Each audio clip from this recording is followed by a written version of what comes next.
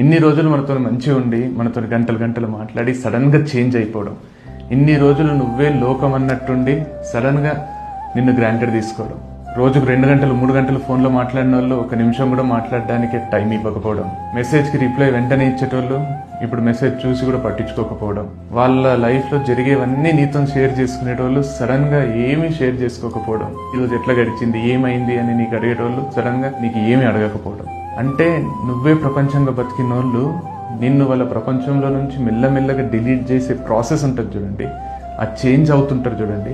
ఆ చేంజ్ ఎందుకు అవుతున్నారు, ఏమీ చెప్పకపోవడం, నీ మాటల్ని ఫుల్ ఎంజాయ్ చేసేటోళ్ళు, నీ కష్టాలని వాళ్ళ కష్టాలుగా ఫీల్ అయ్యేటోళ్ళు సడన్గా నువ్వేదైనా చెప్తుంటే ఏంది నసా అని బిహేవ్ చేస్తుంటారు చూడు, అది పెట్టే నరకం ముందు వాళ్ళు వదిలేసి వెళ్ళిపోవడం బెటర్ అనిపిస్తుంది.